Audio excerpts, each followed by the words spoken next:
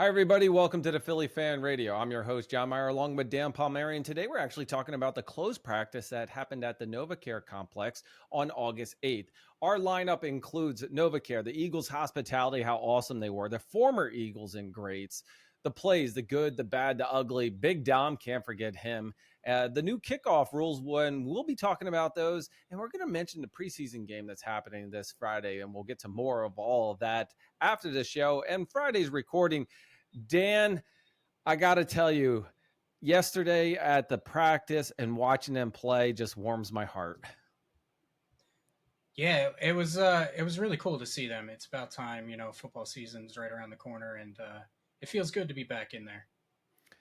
You know, when we were there at the NovaCare, so this was a closed practice, and you're like, John, how'd you get there? Well, we're season ticket holders, and every once in a while they send out an email, and if you're jumping right on it, you get to come to a couple of the closed practice. Now, I know they had one the day before. They have a couple on the 17th and 18th, but that's about it. And it's usually down to like 200 people attending it. They got the tens. Some of them have signings. They feed you. They wine it. It's pretty awesome what the Eagles do, and they give you a little bit of swag when you're there. You walk in, and they've got all kinds of things that you can try, play around, some food trucks. Doesn't matter. It's pretty good. Crab fries were there, of course. And I had some crab fries for breakfast, Dan. Would you imagine that? That sounds delicious. That is a bunch of food groups all in one, so that's good. It was crab fries. It was eggs. It was sausage patties. It was cheesesteak. It was the cheese sauce. Some onions, and then they had some bagels and all that. All right, Dan, I gotta talk about the actual NovaCare complex, and which is pretty cool, is because you've been there before, and you see all the trees around the site, so you can't actually see in, and nobody can scope out what plays they're doing, so they can kind of write them down and try to scheme up against them when they go against the Eagles. But over in the far right hand corner, as it meets into the 90, the trees are actually cut down, and it is a perfect freaking shot of the stadium. It is beautiful. Yeah, the NovaCare Complex is a really cool place to see. Not just the offices, but the practice fields, and it gives, like you said, it gives that great scenery. It kind of gets you itching to just go over to the stadium and watch a game for sure. Now, while we were waiting to do that, you had to stay in your tent to about 9 o'clock. Well, 9 o'clock they opened. 10 o'clock you could actually go out when the players were coming out, and you could walk a little bit over to where some of the things. And we were standing over by the mini mobile, like pro shop, if you want to call it. And out walks these two guys right next to us. Like, hey, I'm looking at it. I'm looking up. I'm like, holy shit, that's Chris Long, Bo Allen, Honey Badger. I mean, like, right there, like 10 feet in front of us. That was awesome. I walk up to him like, Chris, dude, can I get a picture? He's like, of course, man, let's do it. So down to earth, man, this guy. Yeah, I think it's really cool. I don't know if other teams have that type of representation, but you could tell that the Eagles organization as like a family environment is really cool. All these ex players come back. It's really cool to see your favorite players growing up. I mean, Chris Long, a hero of the Super Bowl season. Really solid player, good veteran.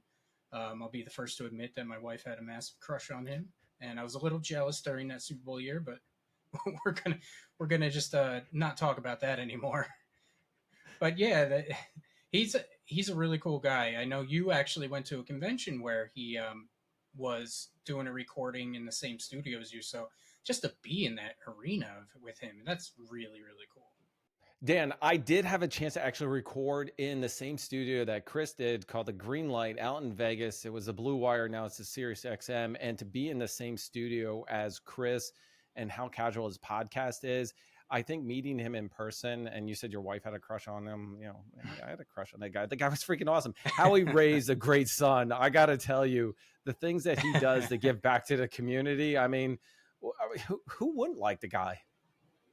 Yeah, and that's the great thing about him. A lot of these ex players is they get so involved in the community. They love Philadelphia, and they just basically just live there. And it's really cool to have that kind of representation.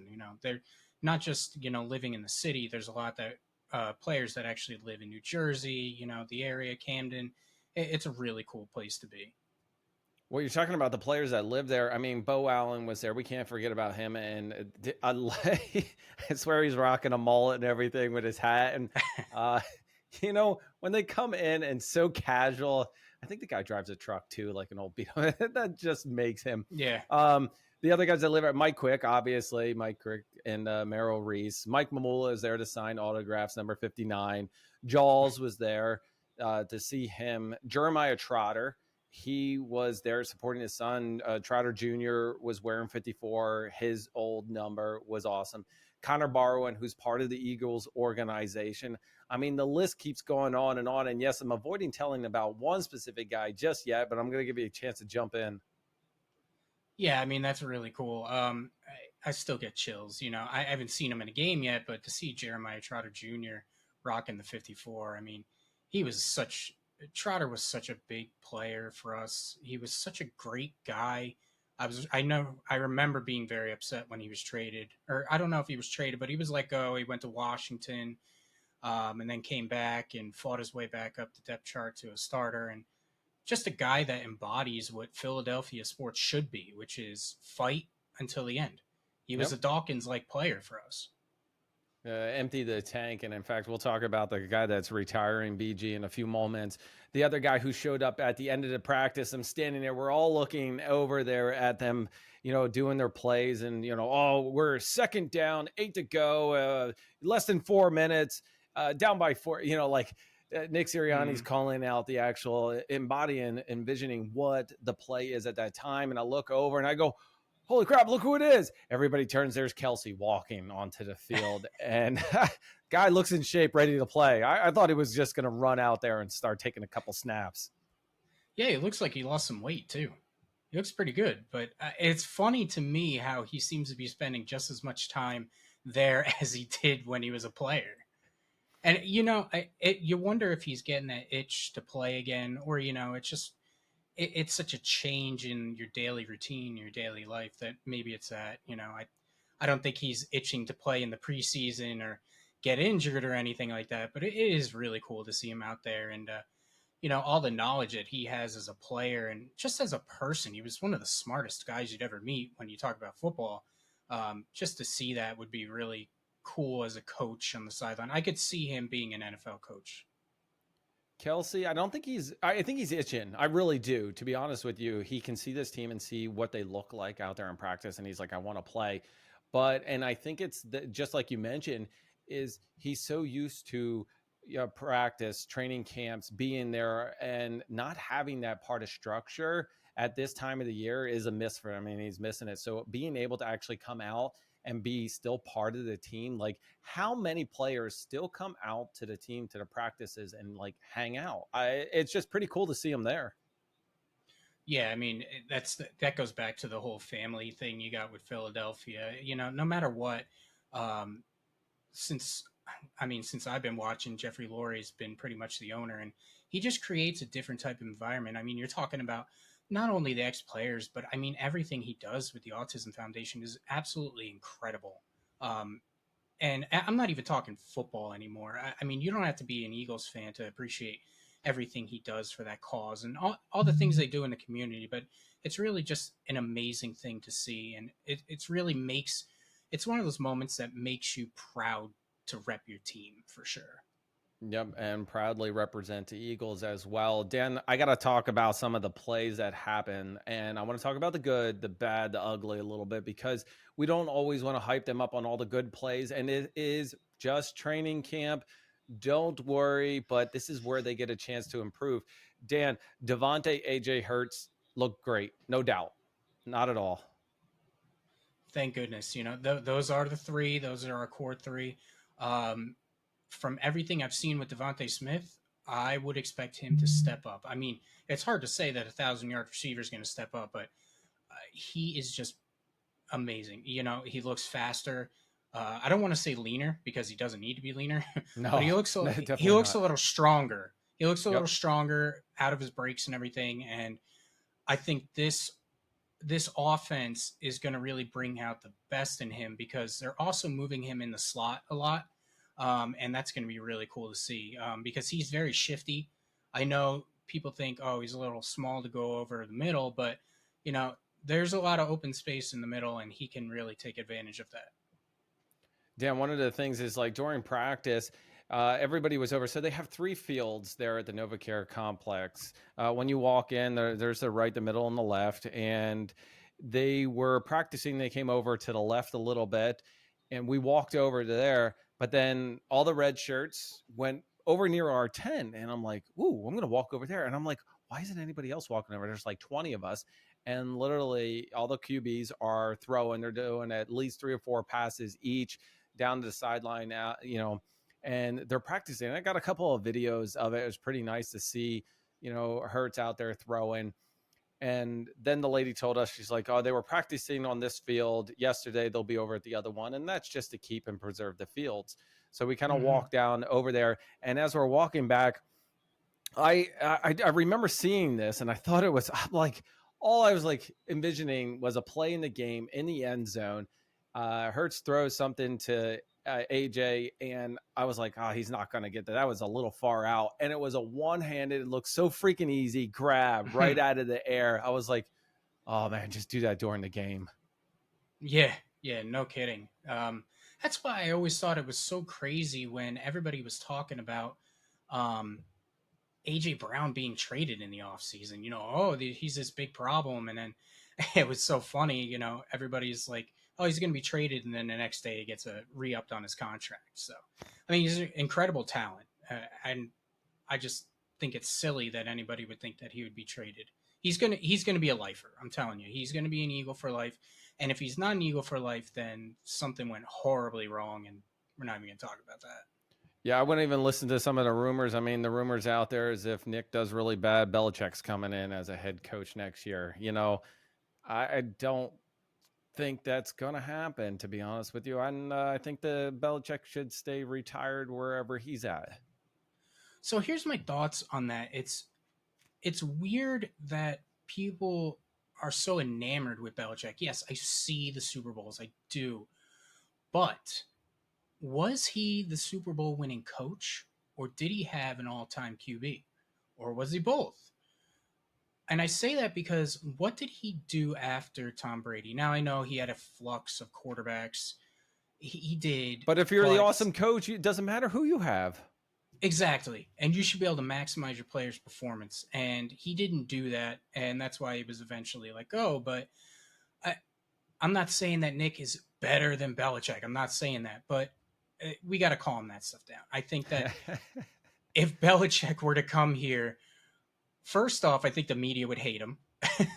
And second off, I just don't feel like he's if the Eagles don't make the Super Bowl this year, I don't feel like I'd say, oh, he's the one thing that's going to make us over the top. Yeah. He's the one thing that's going to bring us the Super Bowl. No, I don't see it. Dan, I got to switch over to who actually stood out during the practices. Calcaterra and Covey. I'll tell you what, I was seeing both of them out there catching anything and everything. The runs, the positions, they were probably the ones that stood out. Yes, I know we have Devonte, AJ. We'll talk about Saquon in a few moments. There's a number of other, Goddard's another one of those, but those were the two that I think have stepped up during practice that we are going to see a little bit more of. Yeah, Calcaterra is an interesting guy. He was on the team last year, really didn't see much time because Jack Stoll was our number 2 tight end, but Calcaterra was the guy, actually, if you remember, he was doing really well in preseason last year. And that's actually what made him the 3rd tight end. And his blocking was a little suspect, always had good hands, but I could see him having an impact. I mean, Stoll was out there a lot last year, not just as a blocking guy. He made some catches, but Calcaterra could be a guy to watch. Definitely agree with you that he's going to be number 2 in the depth chart. And Covey is really interesting. I saw him making the team as a punt returner still because he did so well last year. But our wide receiver room is pretty loaded. And, it'll be interesting to see if he makes a depth chart as, like, say, a 4th wide receiver. I don't see him being a number 3, but, a 4th, maybe even a 5th. I think he's a guy that's really pushed the roster limits, and I think he's going to be a guy that you'll see on the 53-man roster that will be active on game day because of his punt returning, but also could see some time as a wide receiver. My predictions are for the 4 wide receivers, obviously Devonte, AJ, Campbell's one of them. I needed to watch a little bit more of him during practice, everything, and then Covey. And then on our tight ends, Goddard and Calcaterra, those are kind of my predictions. Going over onto the defensive side, Quinion, Michael, and Isaiah Rogers definitely look good. Those are the ones I was watching. I mean, Slay had some great plays and some coverage, but those are the standard. You expect them out of them now. Yeah. Yeah, Quinion Mitchell is really he's a good player. He seems to be in the slot a lot, which is interesting because I thought he was going to be the successor to Slay, and that could still be the case. Yep. But pretty much everybody runs nickel, and it'll be nice to see. Well, he's still holding out, so let's see. But it'll be nice to have a guy that can travel on the inside with CeeDee Lamb if he ever plays this year, and be able to cover the Achilles heel for the Eagles, as long as I can remember, has been the tight end or that slot receiver. Avonte Maddox was good, but they still just were suspect in over the middle coverage. And from everything I'm hearing and everything I've seen, Quinion Mitchell really is making a name for himself in that field. And let's not forget that he's doing all this, and we still haven't seen Cooper DeJean, who's still injured, and he was due to be our slot guy. So it'll be very interesting to see that. And one thing I did want to bring up is everybody's favorite player I hear is working up the depth chart to the possibly third or fourth safety, Bradbury. Supposedly he's looking pretty good out there, reading the quarterback's eyes and everything. So that'll be interesting to see. But just figured that was a good little tidbit. Well, we'll definitely have to keep an eye on the defense now. Preseason game starts this Friday against the Ravens. What do we got? A 7:30 p.m. game. Obviously, no starters ever, really. Maybe a couple handful there, but you're not going to see that. We'll talk a little bit more about that. Dan, I got to talk about the good. We talked about the good. Let's talk about some bad and ugly. And I don't want to speculate, and I don't want anybody to speculate off of this. I actually thought this was great team camaraderie. There was 2 times we watched. It was one set. Hurts was up and threw a bomb to AJ into the corner of the end zone, and it was just out of reach. I mean, maybe a foot, whatever, but it was very tight in the corner. Only he could have gotten it. I can't remember who was actually. It might have been Slay up against him or anything, and that was fine. Next time that they were up for the series, so what they do is they do first string, and then they say 2s and 3s up, and then second and third string kind of go up, and then they come back to first string on it as well. Second time around, same deal. It was out of his reach, and you saw AJ walk down the line and Hurts, and they meet up and they had conversation to it, and they were kind of talking, but they were still next to each other. And I think they were just be like, man, my fault, or I put a little too much on it, not reading it, but I thought that while it seems bad and ugly at the same time, it's there for them to improve. Yeah, and I think the main thing to remember about this relationship is I know everybody's going back to when there were blowups last year and all this stuff was happening, but AJ Brown, his son or his daughter, I think his daughter's godfather's Jalen Hurts. Yep. So these guys have a relationship off the field, and I think it goes well beyond just they're arguing or whatever.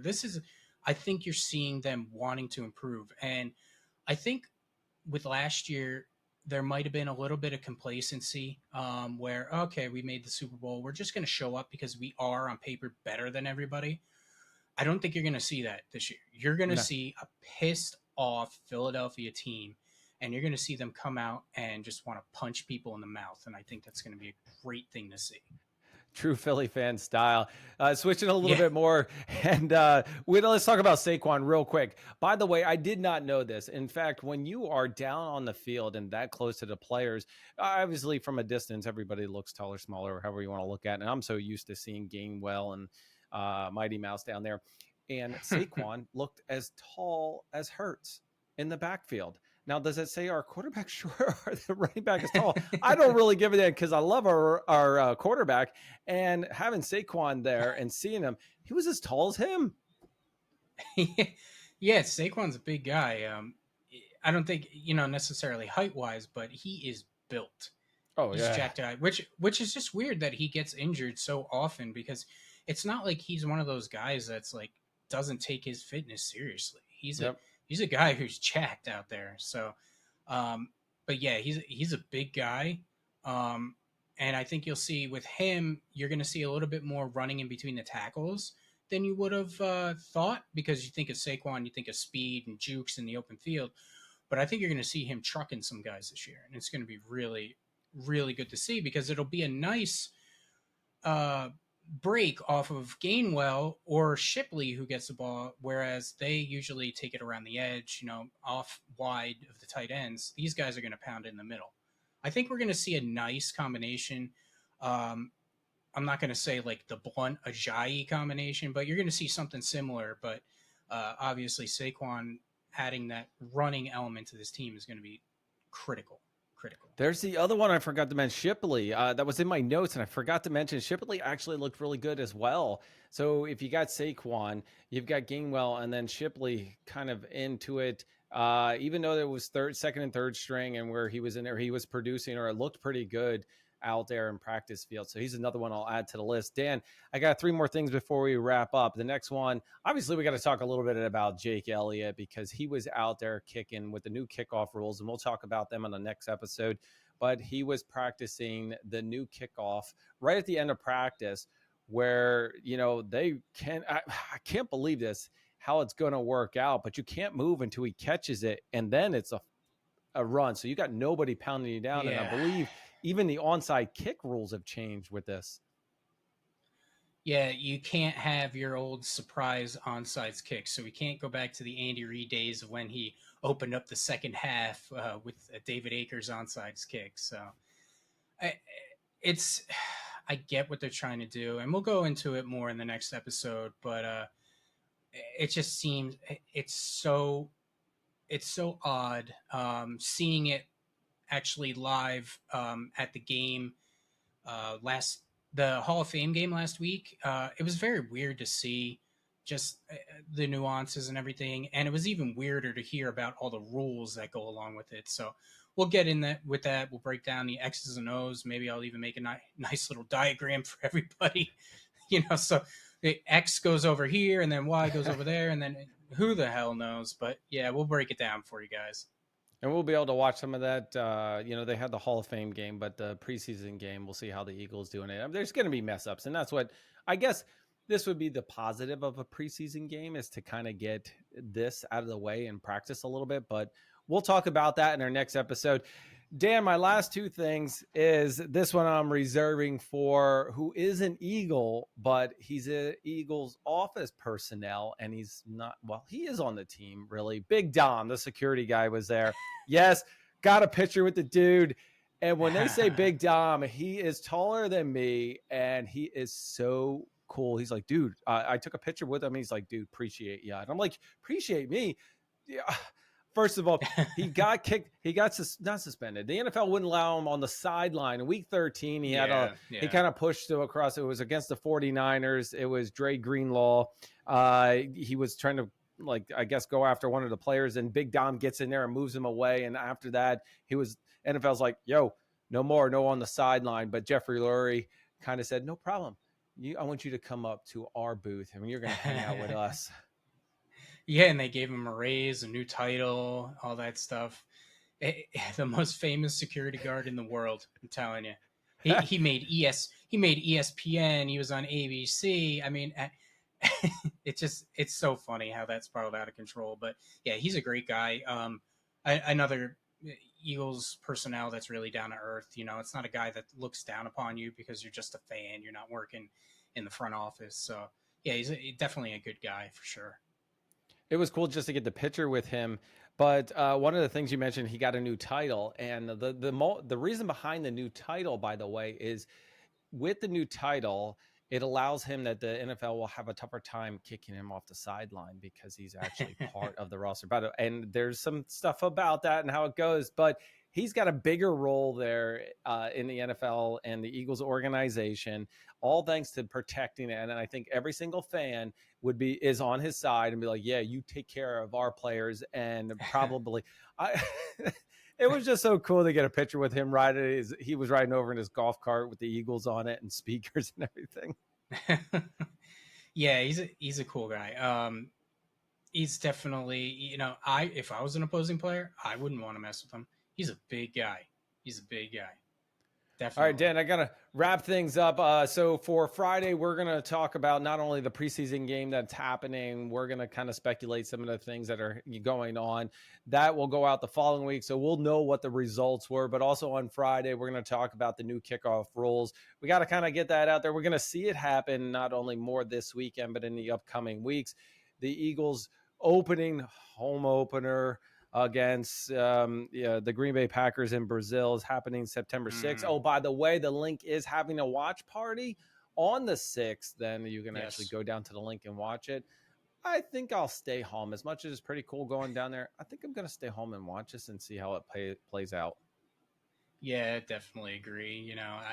It'll be pretty cool to be down there in the environment, but I'll wait until the actual home opener against the Falcons. And, where we're also going to talk in the next episode about, Nicky Dynamite retiring as an Eagle a few hours ago. Yep. And that's really cool. I really want to address that. As an Eagle. As an Eagle, yeah. That's a really cool thing. And he was a great player and obviously even a better person. And we'll definitely get into that because there's a lot to be said about him. Well, we should do a full episode on Nicky Dynamite. September 16th, he's retiring as an Eagle after being on numerous teams. So he was drafted in 2012 for the Eagles. He obviously left and came back in the 2017 Super Bowl run. I mean, perfect timing for it. He's been on the Rams, the Colts, a couple of other teams that were quickly listed on it. But he put out a press release today. It was a video testimonial. And the guy is so down to earth. We'll talk a little more on that one. Everybody, we really appreciate you listening to us, all three fans of ours for the Philly Fan Radio. I'm your host, John Myer, along with Dan Palmieri. This has been awesome, and thank you very much. Guess what?